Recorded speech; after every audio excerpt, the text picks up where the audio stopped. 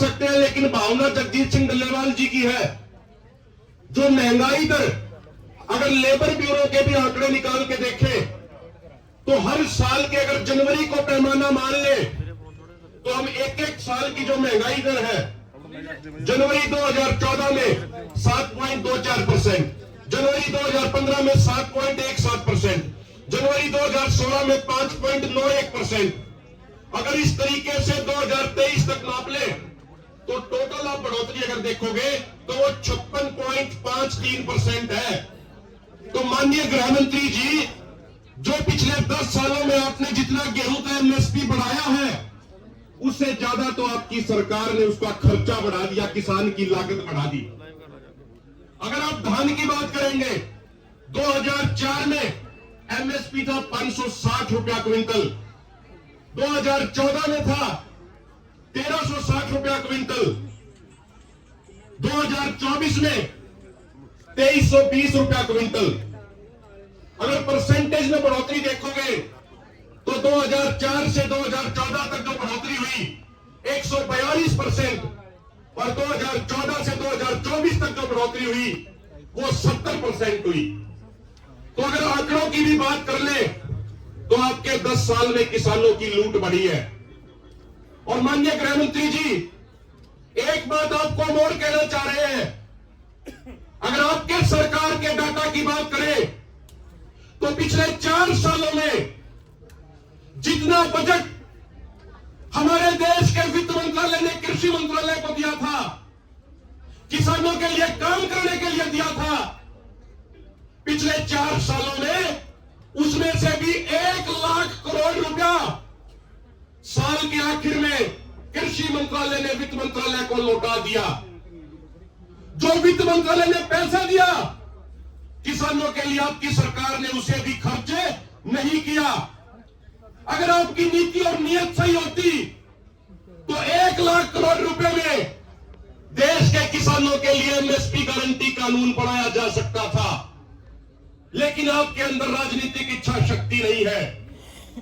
अब बात करते हैं कि हम सम्मान निधि के तहत 6000 रुपया दे रहे हैं, लेकिन आपसे हाथ जोड़ के एक प्रश्न पूछना चाह रहे हैं, एक सवाल पूछना चाह रहे हैं कि 36 अमीर देशों के संगठन ओईसीडी की रिपोर्ट कहती है कि अकेले साल 2022 में जिस एमएसपी का वादा सरकारों ने किसानों से किया, वो एमएसपी न मिलने के कारण और अचानक से फसलों के एक्सपोर्ट संबंधित पॉलिसीज बदलने के कारण किसानों को 14,78,000 करोड़ रुपए का नुकसान हो गया।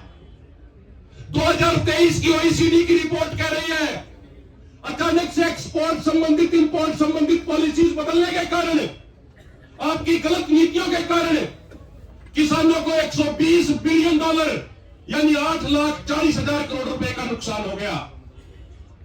मैं ज्यादा नहीं बोलना चाहता, डल्लेवाल साहब ने बहुत सारे पॉइंट लिखवाए थे, लेकिन डॉक्टरों ने कहा है कि ज्यादा स्पीकर नहीं चलाने, डल्लेवाल साहब को समस्या होती है। और आपको भी पता है कि हमने मंच से कोई भी वक्ता नहीं बोलता, डल्लेवाल साहब ही बोले हैं, तो उनकी भावनाओं को ही बयान करने का काम किया है। और हम ये भी कहना चाह रहे हैं माननीय गृह मंत्री जी से, माननीय गृह मंत्री जी, आपका आंकड़ा ये कहता है कि अगर 2020-21 की बात करें तो जो खेती बजट था वो टोटल बजट का 4.4% था और 2023-24 में वो घट के 2.56% हो गया। यानी आपके कार्यकालों में खेती का बजट लगातार घटाया जा रहा है।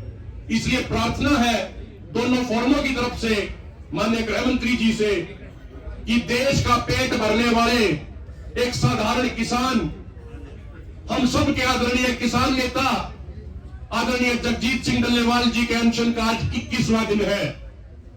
देश का पेट भरने वाले 21 दिनों से खुद भूखे बैठने पे मजबूर हैं। हम कहना चाहते हैं माननीय गृह मंत्री जी को, गृह मंत्री जी, ये अनर्गल बयानबाजी करके देश को बहकाने की बजाय बड़े सत्कार के साथ, बड़े सम्मान के साथ आपसे प्रार्थना करना चाह रहे हैं कि जो वादा 2011 में मोदी जी ने किया था वो वादा पूरा करके एमएसपी गारंटी कानून बना दीजिए। यही संदेश सरदार जगजीत सिंह डल्लेवाल जी की तरफ से हमारी केंद्र सरकार और हमारे गृह मंत्री को है। और अगर सरकार चाहती है हमसे इन मुद्दों के ऊपर बहस करना आंकड़ों के साथ, तो एसकेएम नॉन पॉलिटिकल और केएमएम बहस करने को तैयार है एक आंकड़े के ऊपर। आप समय बताइए माननीय गृह मंत्री जी, आप डेट बताइए गृह मंत्री जी, आप स्थान बताइए गृह मंत्री जी।